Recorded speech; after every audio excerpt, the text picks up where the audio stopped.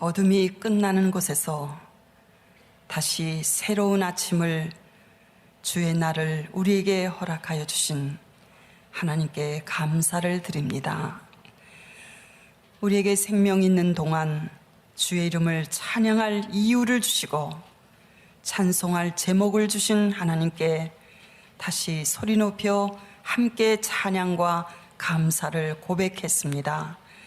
주의 백성들, 주의 이름으로 일컬음을 받는 주께 속한 주의 것이오니 하나님께서 저들의 삶 속에 늘 동행하여 주시고 함께 행하여 주셔서 아름다운 일들을 날마다 이루어 주시는 것을 감사드립니다.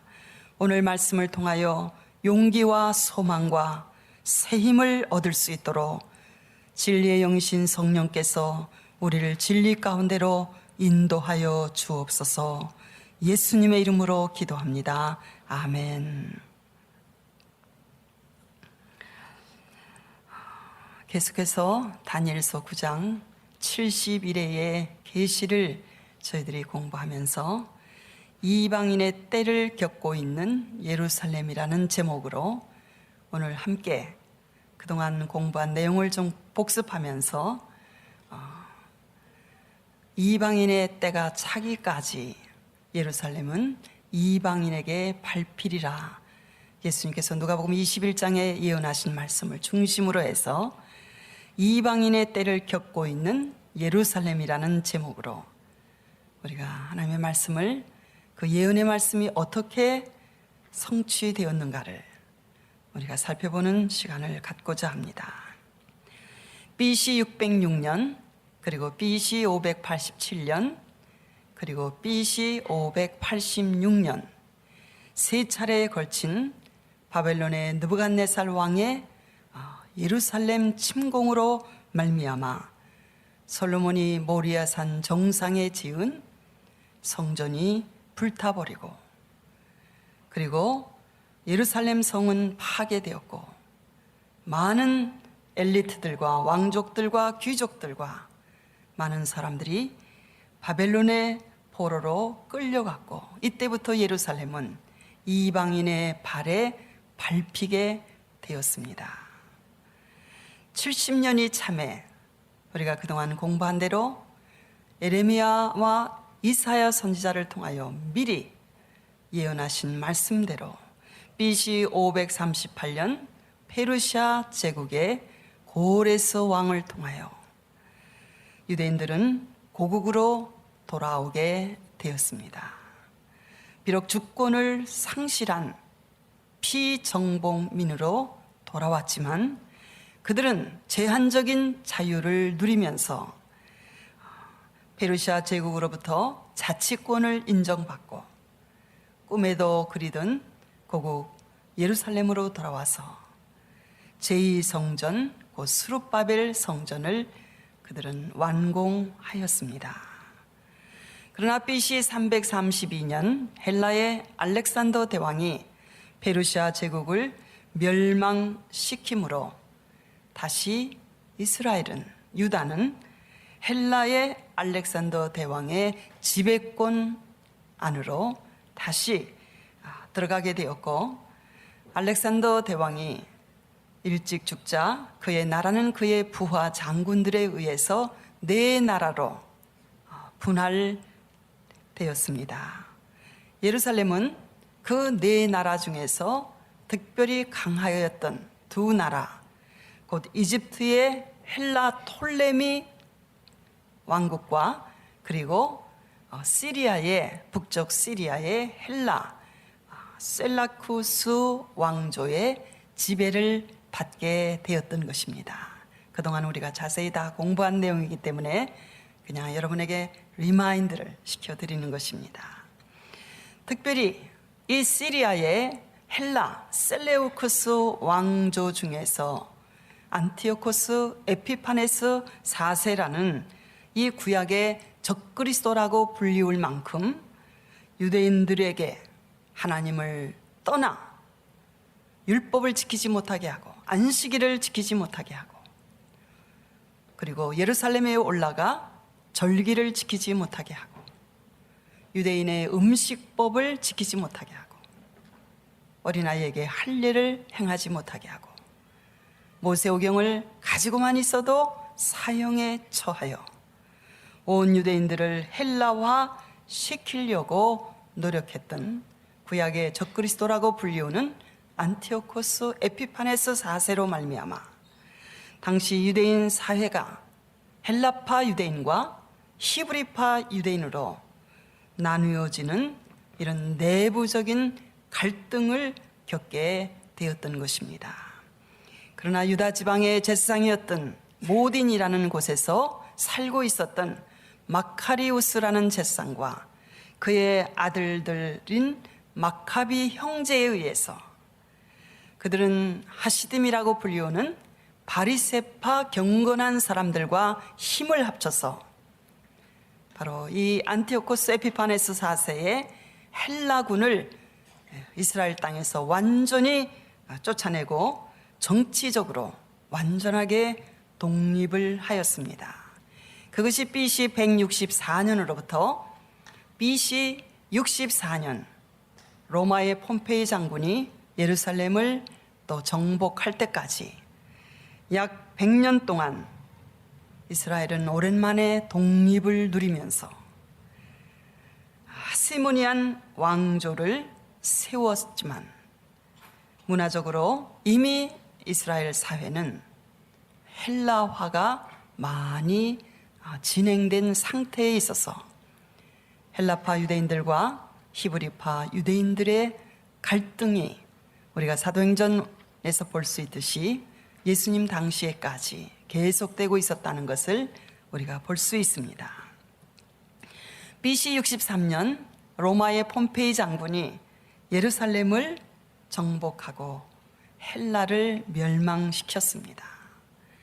그때부터 예루살렘은 처음에는 바벨론 제국의 지배를 받았고 그 다음 페르시아 제국의 지배를 받았고 그 다음은 헬라 제국의 지배를 받다가 이제는 로마 제국의 식민지로서 로마의 통치와 지배를 밟게 되므로 예루살렘은 이방인에게 짓밟히고 계속 짓밟히고 있게 되었던 것입니다.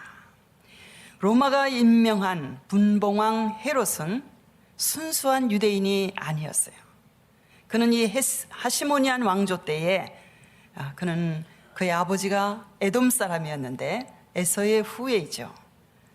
하시모니안 왕조가 이렇게 억지로 이스라엘 주변의 모든 사람들을 유대교로 개종을 시켰습니다.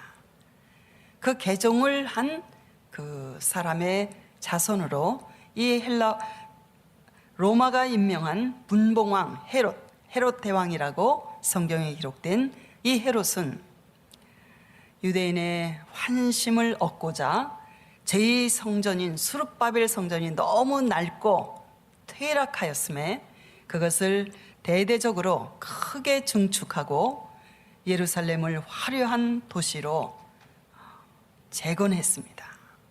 그래서 지금 이스라엘 성지 순례를 하면 남아있는 대부분의 유적들은 전부 이 헤롯 대왕이 건설한 건축광이었던 헤롯이 만드는 그런 건축물들이 지금까지 남겨져 있어서 주로 돌로 만들었기 때문에 오랜 세월 동안 걸쳐서 지금까지 우리에게 볼 수 있도록 남겨져 있습니다.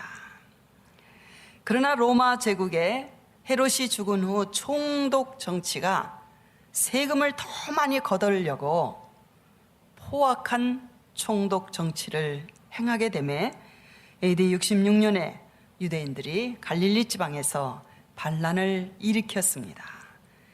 그래서 예루살렘을 3년 동안 포위하고 대치하다가 AD 70년 로마의 타이터스 장군에 의해서 예루살렘 성은 함락되고 성전은 불타버리고 그리고 예루살렘 시가 완전히 파괴되었으며 많은 사람들이 죽임을 당하고 살은 사람들은 포로로 잡혀서 세계 도처로 흩어지게 되었습니다. 이스라엘 본토에 그래도 조금 유대인들이 남아 있었는데 AD 132년에 로마 황제였던 하드리안 황제가 이 예루살렘을 방문하면서 성전이 세워졌던 그 자리를 주피터 신전을 세우고 주피터 신상을 세우겠다는 발표를 하자 바알 코크바라는 별의 아들이라는 별명을 가진 사람을 지도자로 해서 유대인들은 제2차 반란 운동을 일으켰습니다. AD 132년에 일어난 제2차 두 번째 반란 운동이고 또 마지막 반란 운동이기도 한 이 바알 코크바 반란 운동도 3년 만에 로마 제국에 의해서 완전히 진압되고, 그리고 그때로부터 예루살렘은 유대인의 출입을 완전히 금지시켰습니다. 유대인이 예루살렘에 발을 디디면 사형에 처해졌어요.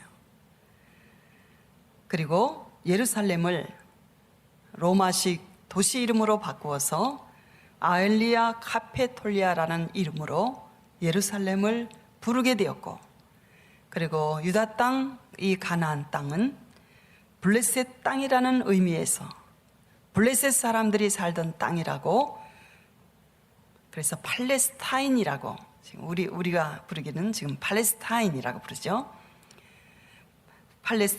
팔레스타인 땅이라고 명명이 되었고 이름이 붙여졌고, 그리고 유대인은 그때로부터 전 세계로 흩어져서 디아스포라가 되어 예루살렘은 이방인의 때가 차기까지 이방인에게 계속 오랜 세월 짓밟히게 되었던 것입니다. 예루살렘은 그 후 제2 반란 사건이 있은 이후 150년 동안 로마 제국의 변방에 아주 작은 도시로 잊혀져 갔습니다. 그러나 AD 325년 기독교로 개종한 로마 제국의 황제였던 콘스탄틴 황제에 의해서 예루살렘은 성지로 다시 기독교 성지로 선포되면서 수많은 기독교 기념 건물들이 예루살렘에 서게 되었습니다. 이 기독교 국가인 비잔틴 제국이 약 323년 동안 예루살렘을 중심으로 한 이 팔레스타인 땅을 지배하였습니다. 그 후 AD 634년에, 다 지난 시간에 공부한 내용입니다. 예루살렘이 처음으로 이슬람 세력에 의해서 정복되었지요. 그리고 AD 691년에 오말이라는 칼리프, 이슬람에서 이렇게 가장 높은 사람을 칼리프라고 불렀는데, 오말이라는 이 칼리프가 AD 691년에 솔로몬이 성전을 세웠던 이 모리아산 정상 위에 그 큰 바위를 안에 두고 모슬렘 성전, 곧 오말 모스크 사원을 세웠습니다. 그래서 그 황금의 돔이라고 불리우는 이 오말 모스크 사원은 그때로부터 지금까지 1300년 동안 솔로몬의 성전 자리에 그대로 서 있어서 유대인과 모슬렘 사이에 아주 첨예한 분쟁과 갈등의 장소가 되고 있는 것입니다. 모슬렘이 계속 성지를 점령하고 다스리다가 AD 1099년에 유럽의 기독교 국가들이 모슬렘이 다스리는 이 성지 예루살렘을 자유롭게 성지 순례를 할 수가 없으니까 성지 예루살렘을 다시 모슬렘의 손에서 회복하자고 군대를 일으켜서 그 유명한 십자군 전쟁을 일으켰던 것입니다.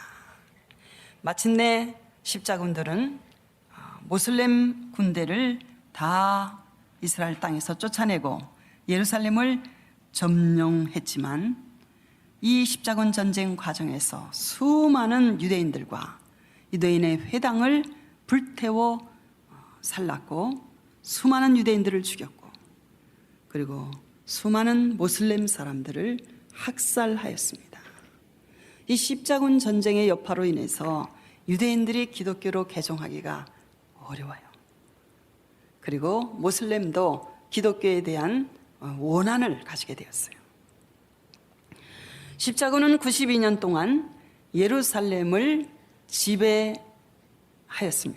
예수님께서는 칼을 쓰면 칼로 망한다고 베드로에게 말씀하셨죠.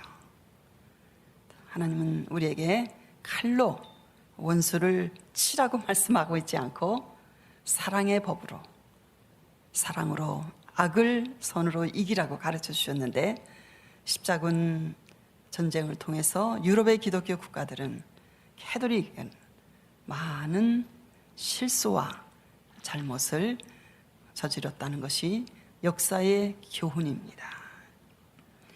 십자군은 92년 동안 예루살렘을 지배했었는데 1187년에, 그러니까 AD입니다. AD 1187년에 쿠르드족 출신인 살라딘이라는 사람이 예루살렘 도시를 다시 정복했습니다.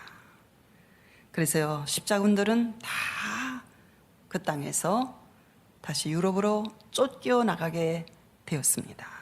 지금도 이스라엘에 가면 십자군 전쟁 시대에 유럽 군대들이 왔었을 때 세운 교회를, 성전을 몇 군데, 모슬렘이 들어와서 다 파괴시켰지만 몇 군데 남아있는 그런 십자군 시대의 건축물들을 우리가 볼 수가 있습니다. 그 예루살렘은 전 세계에 흩어졌던 유대인들이 다시 고토로 돌아올 때까지 계속해서 모슬렘들의 지배하에 있게 되었습니다. 1250년부터 예루살렘을 다시 지배하게 된 세력이 바로 이집트에 뿌리를 둔 마무룩 왕국이라는 세력이었습니다. 마무룩 왕국은 예루살렘을 이슬람 신학의 중심지로 발전을 시켰습니다. 그래서 예루살렘은 지난 시간에 말씀드린 대로 모슬렘 종교의 3대 성지 중에 하나입니다. 첫째는 메카, 두 번째는 메디나, 세 번째가 바로 모하멧이 이 오말 모스크 성전, 그 바위에서 모하메드가 부활해서 승천했다는 그런 학설을, 신학을 만들었습니다. 그래서 온 세계의 모슬렘 사람들의 3대 성지 중에 하나가 예루살렘인 것입니다. 지금 팔레스타인 사람도 그들은 예루살렘을 수도로 한 팔레스타인 국가를 건설하려고 지금 테러도 일으키고 또 협상도 하고 평화회담도 하면서 지금 계속 분쟁과 싸움이 일어나고 있는 모습을, 예루살렘을 중심으로 한 싸움이에요. 예루살렘을 차지하려고 하는 그러한 분쟁과 싸움이라는 것을 우리는 볼 수 있습니다. 그 후 또 다른 이슬람 세력인 오토만 터키가 1517년에 예루살렘을 정복해서 4세기 동안 긴 시간을 통치하였습니다.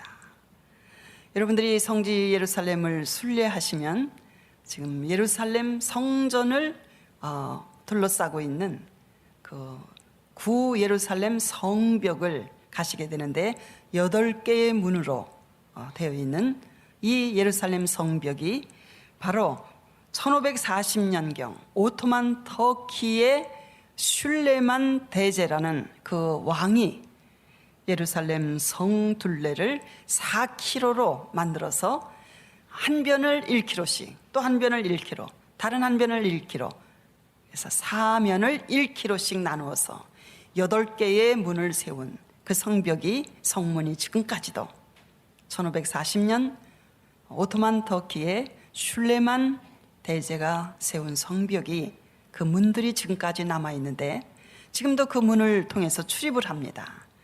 그런데 동쪽 기도로로 난 황금 게이트, 이 문만 막았어요.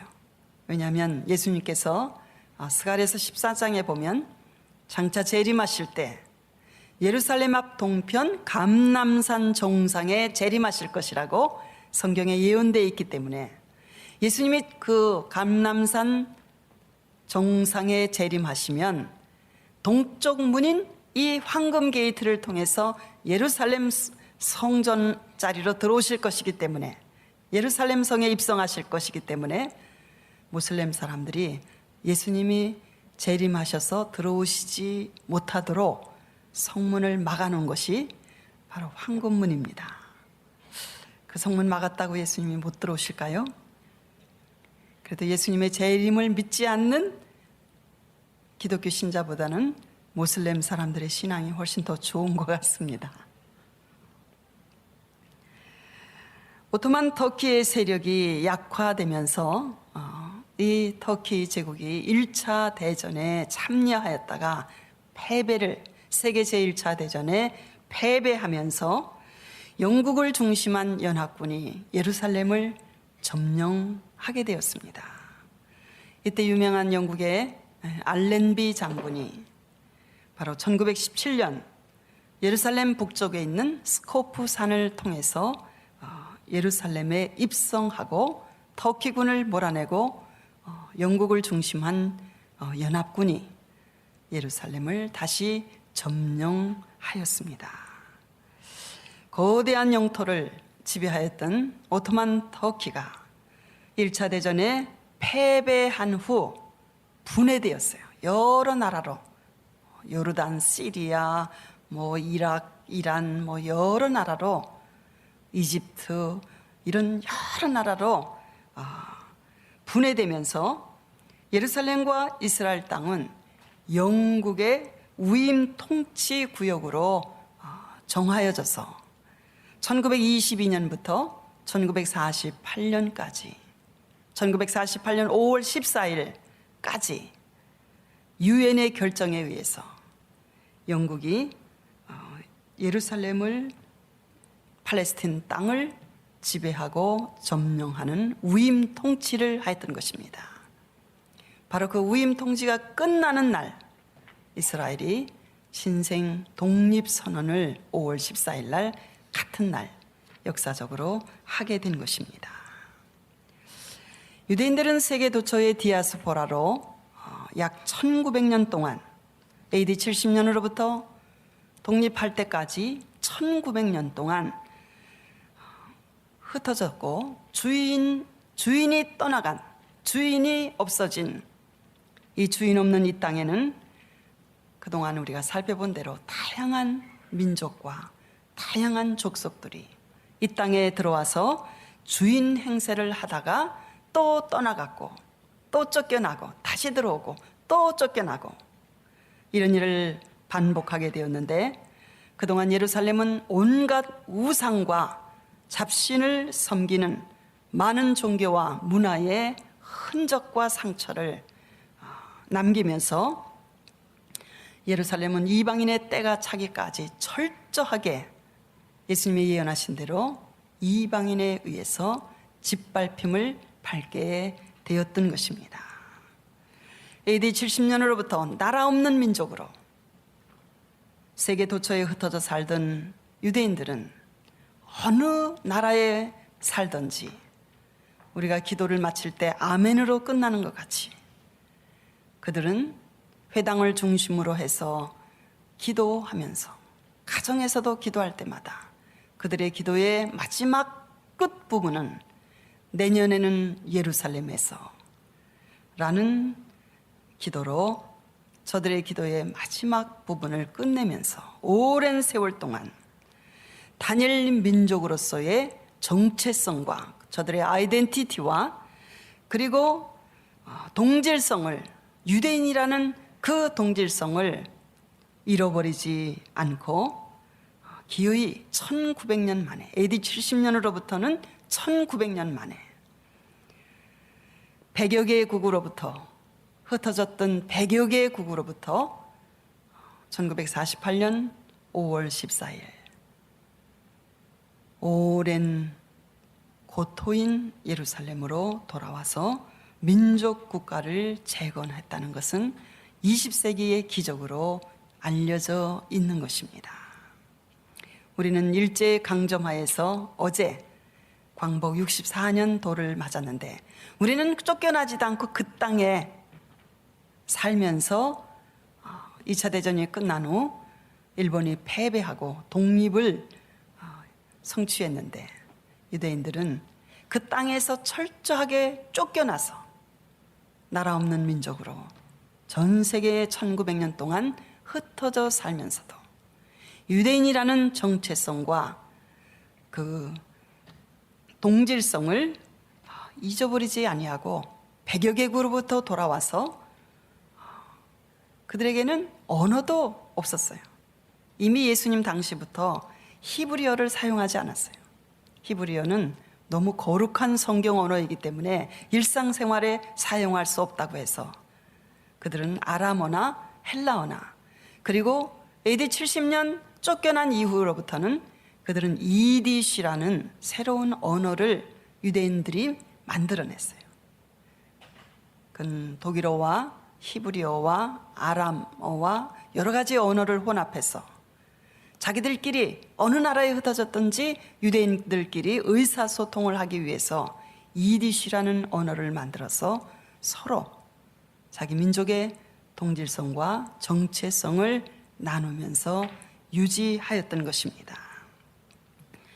그러나 이보다도 더 놀랍고 놀라운 기적적인 사실은 이러한 1900년 만에 이스라엘의 회복이 이미 오래전부터 성경에 예언되어 있었다는 것입니다. 1948년 5월 14일 유대인들이 고국 땅에 돌아오기 전 BC 500년에 하나님께서는 선지자 에스겔을 통해서 2400년 전에 이스라엘이 전 세계에 흩어졌다가 다시 이 땅에 돌아와서 민족 국가를 재건하리라는 것을 성경에 예언하셨는데 그 말씀이 그대로 문자 그대로 성취된 것을 우리는 지금 보고 있는 것입니다. 우리 성경 같이 한번 읽으시겠습니다. 에스겔서 37장 1절로부터 14절까지 우리 조금 길지만 하나님께서 선지자 에스겔을 통하여 예언하신 이 말씀이 2400년 만에 문자 그대로 우리 시대에 성취되었는데 어떻게 예언하셨는지 우리 1절로부터 14절까지 같이 읽으시겠습니다. 여호와께서 권능으로 내게 임하시고 그 신으로 나를 데리고 가서 골짜기 가운데 두셨는데 거기 뼈가 가득하더라. 나를 그 뼈 사방으로 지나게 하시기로 본즉 그 골짜기 지면의 뼈가 심이 많고 아주 말랐더라. 그가 내게 이르시되 인자야 이 뼈들이 능히 살겠느냐 하시기로 내가 대답하되 주 여호와여 주께서 아시나이다. 또 내게 이르시되 너는 이 모든 뼈에게 대언하여 이르기를 너희 마른 뼈들아 여호와의 말씀을 들을지로다. 주 여호와께서 이 뼈들에게 말씀하시기를 내가 생기로 너희에게 들어가게 하리니 너희가 살리라. 너희 위에 힘줄을 두고 살을 입히고 가죽으로 덮고 너희 속에 생기를 두리니 너희가 살리라. 또 나를 여호와인 줄 알리라 하셨다라. 이에 내가 명을 쫓아 대언하니 대언할 때에 소리가 나고 움직이더니 이 뼈 저 뼈가 들어맞아서 뼈들이 서로 연락하더라. 내가 또 보니 그 뼈에 힘줄이 생기고 살이 오르며 그 위에 가죽이 덮이나 그 속에 생기는 없더라. 또 내게 이르시되 인자여 너는 생기를 향하여 대언하라. 생기에게 대언하여 이르기를 주 여호와의 말씀에 생기야 사방에서부터 와서 이 사망을 당한 자에게 붙어서 살게 하라 하셨다 하라. 이에 내가 그 명대로 대언하였더니 생기가 그들에게 들어가매 그들이 곧 살아 일어나서 서는데 극히 큰 군대더라. 또 내게 이르시되 인자야 이 뼈들은 이스라엘 온 족속이라. 그들이 이르기를 우리의 뼈들이 말랐고 우리의 소망이 없어졌으니 우리는 다 멸절되었다 하느니라. 그러므로 너는 대언하여 그들에게 이르기를 주 여호와의 말씀에 내 백성들아 내가 너희 무덤을 열고 너희로 거기서 나오게 하고 이스라엘 땅으로 들어가게 하리라. 내 백성들아, 내가 너희 무덤을 열고 너희로 거기서 나오게 한즉 너희가 나를 여호와인 줄 알리라. 내가 또 내 신을 너희 속에 두어 너희로 살게 하고 내가 또 너희를 너희 고토에 거하게 하리니 나 여호와가 이 일을 말하고 이룬 줄을 너희가 알리라. 나 여호와의 말이니라 하셨다 하라. 우리 한 구절만 더 읽으시겠습니다. 에스겔서 37장 21절로 22절입니다. 그들에게 이르기를 주 여호와의 말씀에 내가 이스라엘 자손을 그 간바 열국에서 취하며 그 사면에서 모아서 그 고토로 돌아가게 하고 그 땅 이스라엘 모든 산에서 그들로 한 나라를 이루어서 한 임금이 모두 다스리게 하리니 그들이 다시는 두 민족이 되지 아니하며 두 나라로 나누이지 아니할지라. 아멘. 솔로몬의 아들 후 르호보암 왕 때에 이스라엘은 북왕조와 남왕조로 12지파가 나누게 되었는데 장차 흩어졌던 열국에서 그 고토로 다시 이스라엘이 돌아올 때는 두 나라로 돌아오는 것이 아니라 한 나라가 되어서 다시는 나누이지 않게 되리라고 에스겔 선지자를 통해서 이 예언이 성취되기 전 약 2500년 전에 하나님의 성령으로 말미암아 이스라엘의 회복을 예언하셨습니다. 1948년 이스라엘이 독립하기 전까지는 기독교인들은 모든 신학자들은 이 에스겔서 37장의 말씀을 교회의 영적 부흥으로 해석을 했습니다. 왜냐하면 도저히 육적 이스라엘의 회복이라는 것은 상상할 수 없었던, 절대로 일어날 수 없었던 그런 사건이었기 때문에 교회의 영적 회복으로 기독교 학자들은 해석했는데 하나님께서는 말씀하시기를 나는 말하고 말한 것을 이루는 여호와라고 너희가 그것을 보고 알리라고 말씀하신 그대로 역사적으로 그대로 성취되었던 것입니다. 예수님께서도 마태복음 24장 32절에 십자가에 못 박히시던 그 주간에 감람산에서 제자들과 마지막으로 많은 대화를 나누셨는데 그때 이스라엘의 회복에 대해서 예언하셨죠. 무화과 나무의 비유를 배우라. 그 가지가 연하여 지고 잎사귀를 내면 무화과는 겨울 동안에는 말랐다가 봄이 되면 가지가 연하여지고 잎사귀를 내다가 여름이 되면 무성해지는 것이 무화과 나무이거든요. 그래서 예수님께서는 이스라엘을 상징하는 나무가 두 나무가 있는데 첫째는 무화과 나무고 두 번째가 올리브 나무입니다. 무화과 나무의 비유를 배우라. 그 가지가 연하여지고 잎사귀를 내면 여름이 가까운 줄을 아나니 이와 같이 너희도 이 모든 일이 일어나는 것을 보거든 이스라엘을 상징하는 무화과 나무가 잎사귀를 내는 것 같이 이스라엘이 다시 회복되는 것을 보거든 인자가 가까이 곧 문 앞에 이른 줄 알라. 예수님의 재림이 가까웠고 하나님의 나라가 역사적으로 이 땅에 임할 것이 가까운 줄을 역사적인 실증 계시를 통해서 깨닫고 준비하고 그 나라를 전파하며 기다리라고 말씀해 주셨던 것입니다. 사실 2000년 가까이 유대인들은 전 세계에 흩어져 살면서 여러 민족 가운데 동화되기도 하고 그리고 이방인들과 결혼을 통해서 피가 섞이기도 했습니다. 그러나 세계 어느 곳에 있든지 그들은 고국 땅에서 지켜오던 하나님을 섬기는 신앙을 회당을 중심으로 해서 가정에서 율법을 지키고 안식일을 지키고 그리고 코셔를 먹는 음식법을 지키고 절기를 지키면서 이런 이유 때문에 다른 민족으로부터 미움과 박해와 배척을 받았습니다. 왜 유대인들이 배척을 받았나? 왜 유대인들이 히틀러를 위시한 많은 나라들의 미움과 박해와 배척을 받았는가? 여러 가지 이유가 있습니다. 특별히 중세 기독교를 통해서, 캐톨릭을 통해서 유대인들은 많은 고난을 받았습니다. 그래서 몇 년 전에 교황이 예루살렘을 방문하면서 정식으로 회당장을 통해서 유대인들을 박해한 캐톨릭 교회의 잘못을 사과한 일이 있었던 것입니다. 중세 기독교인들은 그때 당시에는 종교개혁이 일어나기 전이니까 전부 캐톨릭 교인들이었죠. 예수님을 배척하고 십자가에 예수님을 내주었던 유대인들의 자손들을 미워하고 배척을 했습니다. 그래서 중세 캐톨릭 교회는 끊임없이 유대인들을 개종시키려고 애를 썼어요.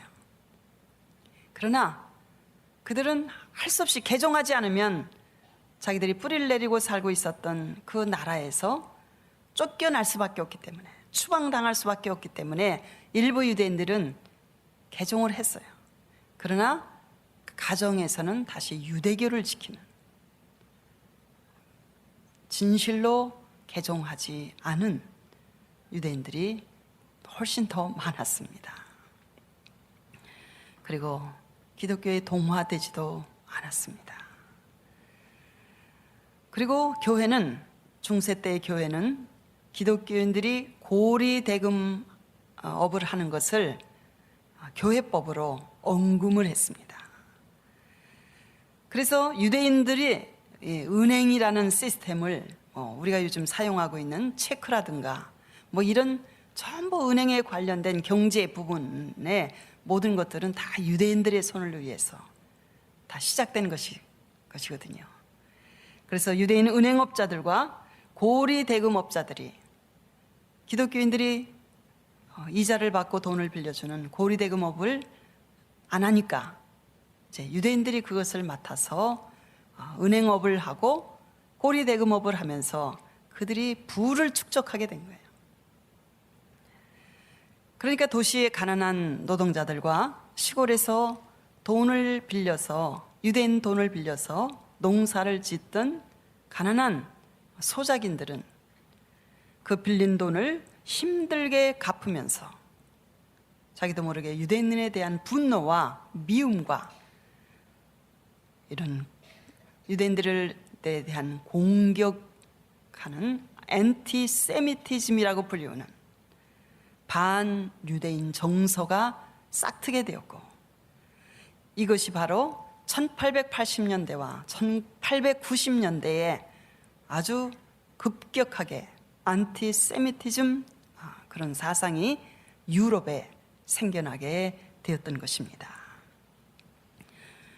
하나님께서는 성경 예언의 말씀을 성취하시기 위해서 오스트리아에서 출생한, 아주 부유한 가정에서 출생한 데오도로 헤르첼이라는 한 유대인에게 자신이 유대인이라는 것을 자각하게 하시고 깨닫게 하셔서 시온으로 돌아가야 된다는 유대인 국가 건설을 위한 그런 운동을 시작하게 하셨는데, 그분이 바로 이스라엘 건국의 아버지라고 불리우는 데오도로 헤르첼입니다.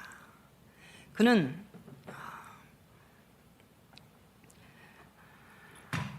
저널리스트였고, 그리고 작가였어요. 변호사였습니다. 그는 자기가 유대인인지도 몰랐어요. 왜냐하면 오랫동안 오스트리아에서 아주 부유한 가정에 태어나서 대대로 그렇게 잘 살던 가정에서 자라났기 때문에 자기의 고국이, 뿌리가 유대인이라는 것을 전혀 깨닫지 못하고 성장하다가 그는 파리 주재 특파원으로 파견되어서 파리에서 저널리스트로 활동을 하다가 어느 날 놀라운 광경을 그가 목격하게 되었습니다. 우리 일본과 우리나라가 사이가 좋지 않은 것 같이 역사적으로 불란서와 독일은 아주 사이가 좋지 않은 그런 관계입니다.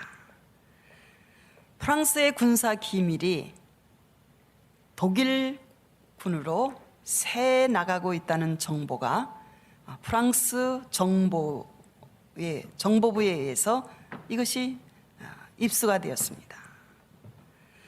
그래서 그때 프랑스 정보부는 유대인이면서 프랑스계 유대인이죠. 그러니까 유대계 프랑스인으로 프랑스 장교였던 이 드레푸스 대위라는 사람을 간첩 혐의의 혐의자로 지목을 하게 되었습니다. 그런데 사실은 진짜 범인은 이 드레푸스 장교가 아니고 프랑스인 장교가 프랑스의 군사 기밀을 독일 정보부에 넘기고 있었다는 사실을 프랑스 정보부에서 알고 있었어요. 근데 그것을 드러내면 프랑스 군대의 자존심이 완전히 땅에 떨어지니까 그 체면을 살리기 위해서 혐의가 없는 무죄인 드레푸스 대위에게, 그가 유대인이니까 혐의를 뒤집어 씌워가지고 간첩 혐의를 뒤집어 씌워서 많은 사람이 모인 광장에서 공개 재판을 했습니다. 이 불공평한 잘못된 재판을 목격하면서 이 드레푸스 대위가 유대인이라는 이유 때문에 실제로 범인이 아닌데도 계급장과 군복이 다 찢기고 뜯기고 그리고 귀양을 가는 그런 모습을 지켜봤고, 그 재판을 보고 있던 많은 프랑스 군중들이 유대인을 죽여라, 저 배신자들을 죽여라, 모든 유대인들은 다 죽여야 한다 소리 지르는 분노한 유대인들의 고함 소리를 들으면서 비로소 이 데오도르 헤르첼은 자신이 유대인이라는 사실을 깨닫고, 만일 유대인들이 고토 이스라엘 땅으로 돌아가서 나라를 세우지 아니하면, 이대로 가면 유대인들은 전 세계에서 한 사람도 남기지 않고 다 죽임을 당하게 되리라고 생각을 하게 되었던 것입니다. 그래서 그는 그때로부터 시온으로 돌아가 땅을 찾고 이스라엘 독립국가를 건설하기 위해서 그는 1896년에 유대인 국가라는 유명한 책을 썼습니다. 이 책에서 내가 이 책을 쓴 때로부터 50년 안에 반드시 팔레스타인 땅에 예루살렘을 중심으로 하는 유대인 국가가 세워질 것이라고 예언을 했습니다. 그 예언대로 50년 만에, 그 책이 저술된 지 50년 만에 1948년 5월 14일 이스라엘은 기적적으로 독립을 하게 되었던 것입니다. 이 데오도르 헤르첼은 제1차 시오니스트 세계회의를, 각 나라에 흩어져 있는 시오니스트들을 모아서, 지도자들을 모아서 스위스 바젤에서 1897년에 역사적인 이스라엘로 돌아가기 위한 정치회의를, 1차 회의를 그곳에서 했는데, 제가 오래전에 그곳을 한번 물어서 찾아가 보니까 지금은 음악 학교가 되어 있어요. 음악당이 되어 있는데 구석에 조그만 글씨로 1897년에 역사적으로 제1차 시오니스트 회의가 이곳에서 열렸었다는 그런 기록이 그곳에 붙여져 있는 것을 보았습니다.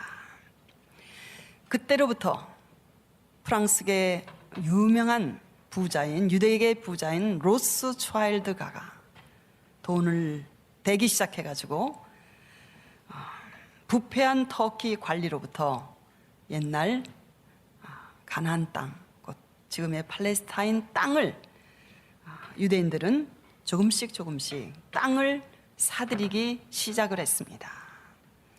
그 땅을 사들이고 소수의 무리들이, 유대인 무리들이 이스라엘 땅에 돌아가 정착하게 되었습니다. 독립하기 전부터 조금씩 땅을 사들이기 시작해서 유대인들이 고토 이스라엘 땅에 들어가 정착을 하게 된 것입니다. 그들은 고국에 돌아가서 편안하게 잘 먹고 잘 살겠다는 그런 꿈을 가지고 돌아간 사람들은 한 사람도 없었어요. 그들은 잃어버린 고국을 다시 국가를 회복하고 민족 국가를 재건하겠다는, 비록 아무리 고생이 되고 힘이 들어도 그 일을 자기들이 감당하겠다는 그런 이상을 품고 고국 땅에 돌아가는, 하나님께서 아브라함과 그의 자손에게 약속으로 주신 그 땅을 회복하고 다시 찾기 위해서 돌아간 대부분이 지식인들이었어요. 그리고 하나님의 약속, 성경의 약속을 믿는 그런 사람들이었습니다. 그래서 그들은 도시에 정착하지 않았어요. 편안하게 살 수 있는 도시에 정착하지 않고 옛날 성경시대의 족장들이 살고 있었던 그런 농촌에 정착해서 기부츠라는 그 유명한 기부츠를 만들고 협동농업을 하게 되었어요. 왜냐하면 주위가 다 모슬렘 사람들이니까 혼자는 농사를 지을 수가 없는 거예요. 언제 습격을 당할지 모르니까. 그래서 함께 모여서 이런 기부츠를 창설하고 협동농업을 하게 되었는데, 이스라엘의 제1호 기부츠가 갈릴리 주변에 세워진 드가니아 기부츠라는 기부츠가 이스라엘 제1호 기부츠입니다. 지금도 그 기부츠가 그대로 남아져 있어서 성지 순례하는 사람들에게 돈을 받고 숙소도 제공하고 점심도 이렇게 제공하는 그런 기부츠를 방문할 수 있습니다. 팔레스타인 땅에 이제 정착하는 유대인들이 한 사람씩 늘어나면서 그동안 오랜 세월 동안 낙후된 방법으로 농사를 하며 살고 있었던 아랍 사람들과의, 유대인과의 갈등이 이때부터 시작되게 되었던 것입니다.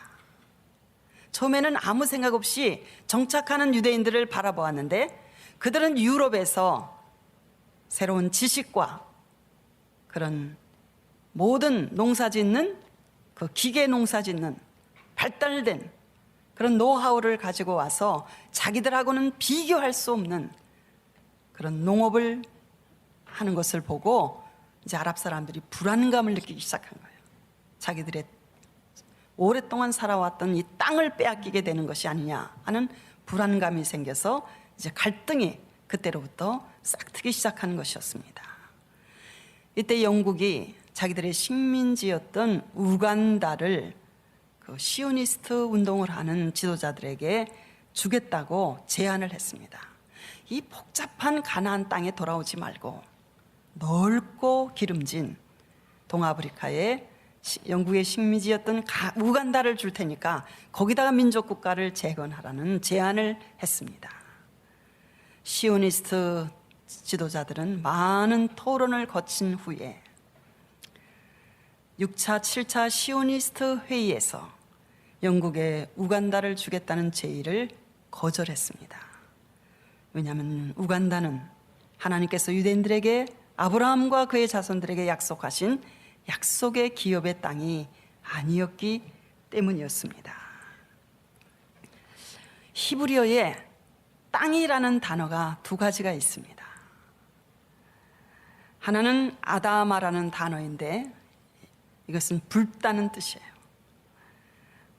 이 아다마는 기름진 땅, 이스라엘에서 가장 기름진 땅은 붉은, 테레로사라고 불리우는 붉은색을 띤 기름진 땅입니다. 그래서 이스라엘이 좋은 땅은 다 색깔이 붉어요. 그래서 아다마라고 불리워집니다. 이 땅은 곡식이 잘 자라는 땅이고, 그리고 사람이 살기에 아주 적합한 땅이에요.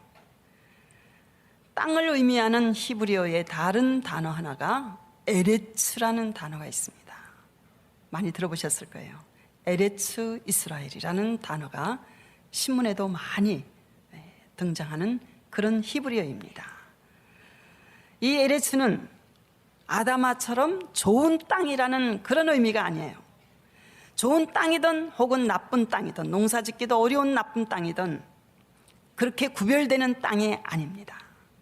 에레츠의 땅은 비록 농사짓기 어려운 사막이 있고 광야가 있고 거친 가시덤불이 우거진 땅이 그 안에 들어있다 할지라도 하나님께서 약속으로 주신 기업의 땅, 그들의 신앙적인 역사와 신앙적인 그 역사를 포함하고 있는 정치적인 의미가 들어있는 단어가 바로 에레츠라는 땅을 의미하는 히브리어입니다. 사람들이 그곳에서 모여 살면서 역사적인 사건이 오래전부터 그곳에서 일어났었고, 그리고 그곳에서 하나님을 예배하고 섬겼던 그런 옛날의 역사를 기억하는 그 땅, 바로 그들의 정신적인 유산인 그 땅, 신앙적인 유산을 가지고 있는 땅을 가리켜 그들은 에레츠라고 히브리어로 그 땅이라는 표현으로 에레츠라고 부릅니다. 그래서 그 땅은 비록 거칠더라도 기름진 땅이 아니더라도 어떤 땅과 비교할 수 없고 기름진 우간다 땅과 절대로 비교할 수 없는, 교환할 수 없는, 바꿀 수 없는 의미 깊은 그러한 땅이 바로 에레츠라는 땅인 것입니다. 이스라엘의 초기 이민자들은 50%가 말라리아로 죽었습니다. 그 이유는 터키가 4세기 동안 이스라엘을 점령하는 동안 샘물을 조정하지 않았기 때문에 그 샘물이 계속 흘러나와서 늪지대를 만들어 가지고 지금의 여러분이 지중해변을 고속도로로 달리시면 주변에 계속해서 과수원 지대예요. 이스라엘의 그 과수가 맺는 철은 유럽의 겨울입니다.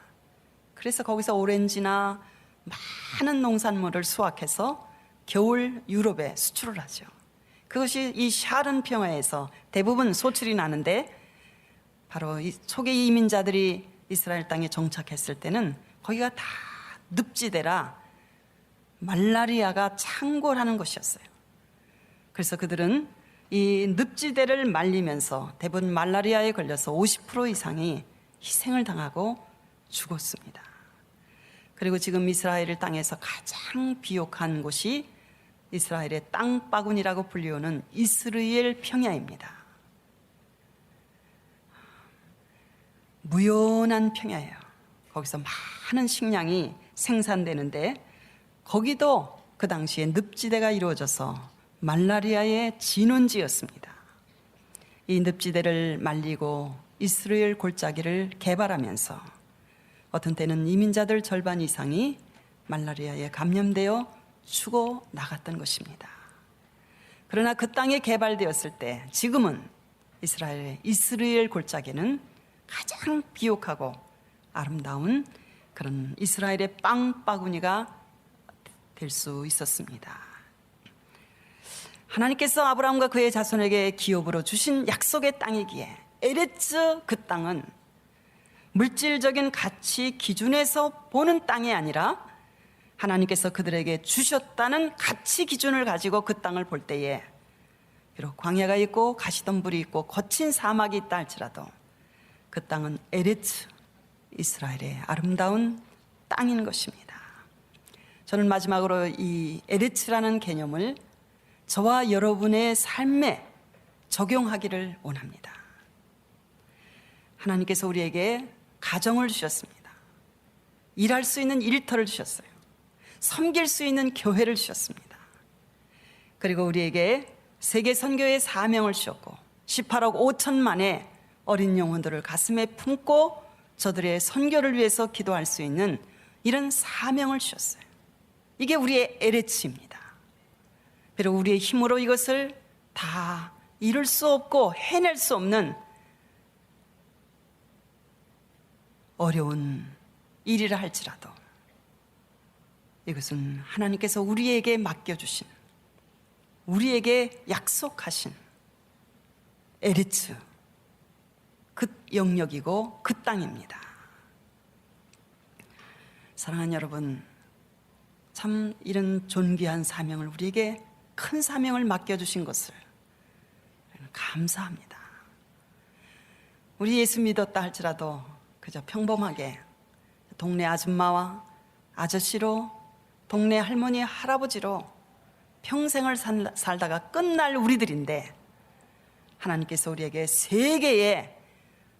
세계를 바라보고 18억 5천만의 어린이 선교에 대한 이 큰 비전을 주시고, 그것을 위해서 기도하고 몸부림을 치고 우리가 할 수 있는 최선을 다할 수 있는 이런 놀라운 에레츠 땅을, 사명의 땅을 우리에게 주셨다는 것에 대해서 우리는 하나님께 감사하고, 우리를 통하여 세계의 많은 어린이들이 그 구원의 역사에 참여하고 하나님 나라에 들어갈 수 있는 그 나라를 꿈꾸고, 그 꿈을 위해서 우리는 기도하는 이 사명 전체가 우리에게 에레츠인 것입니다. 하나님께서 우리에게 주신 내 가정과 내 일터와 우리에게 주신 모든 것들이 다른 사람 것과 비교해서 혹시 부족하고 모자라고 좀 어렵다 할지라도, 하나님이 우리에게 주신 에레츠의 영역이기 때문에 그것을 가슴에 품고 안고 초기 이민자들 같이 우리도 가꾸고 그것을 소중하게 생각하고 감사하면서 우리의 재능과 주신 시간과 물질과 모든 것을 다 합하여 하나님이 우리에게 주신 에레츠를 가꾸고 꽃을 피우는 저와 여러분 되시기를 바랍니다. 기도하시겠습니다. 자비하신 주님, 귀한 말씀을 우리에게 심어주신 것을 감사합니다. 주께 영광을 돌리며 주와 함께 역사하는 주의 일꾼 되게 하여 주옵소서. 예수님의 이름으로 기도합니다. 아멘.